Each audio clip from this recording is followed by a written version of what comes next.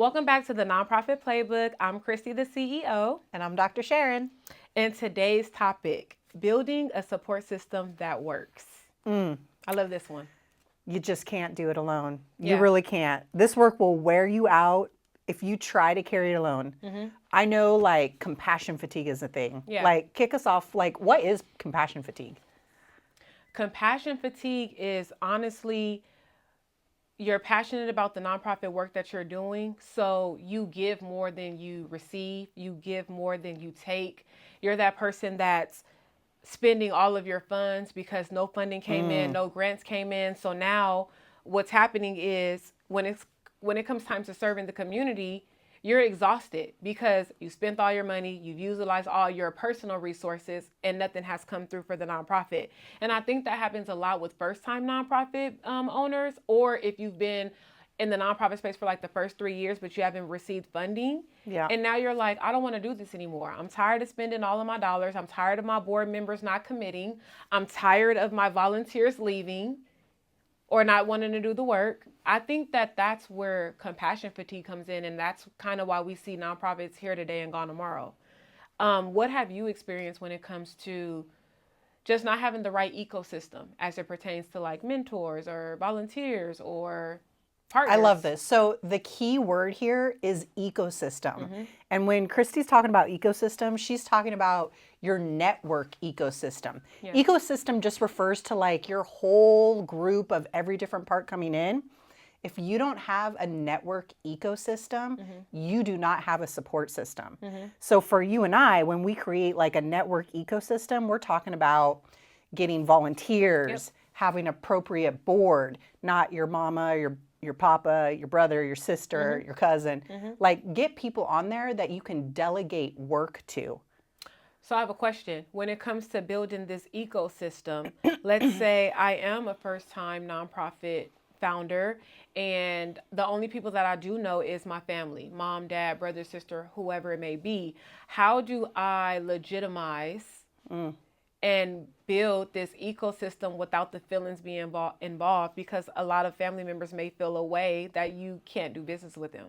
So how do I build this ecosystem of individuals who are going to make my nonprofit do what it needs to do? Because clearly I need some people that has the experience. 100%. First of all, your nonprofit is a business with a cause. Yes. Right? Right. So you need to treat it just like a business. I know that makes like our skin crawl when we think about it.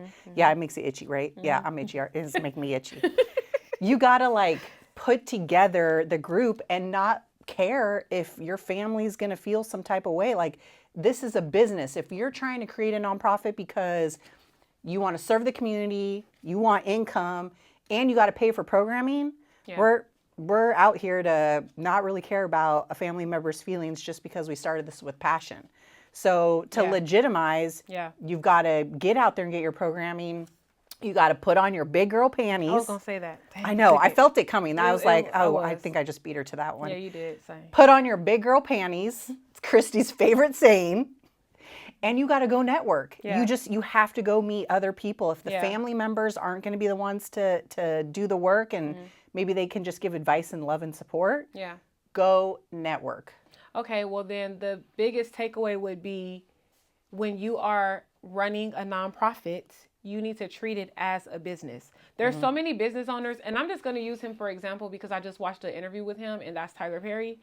He did not care about it being the auntie, the uncle, the whatever. If the business is not businessing and you're not taking that serious, then you have to go. And I think we need to think the same way when it comes to the nonprofit industry. It's not about just because we're doing something that is passionate or cause-worthy or we're helping the community, because in order for us to continue helping the community, we have to be coming from a standpoint of this is a business and it's a legitimate business.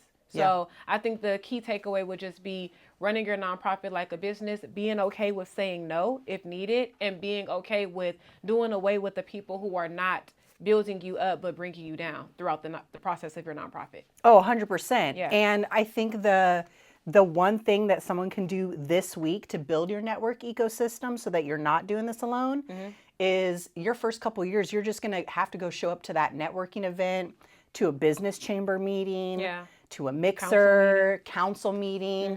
You got to go put your face out there. And I know a lot of people that start nonprofits are introverts, so it's a challenge. That's when you put your big girl panties on if this is what you want to do. Yeah. All right.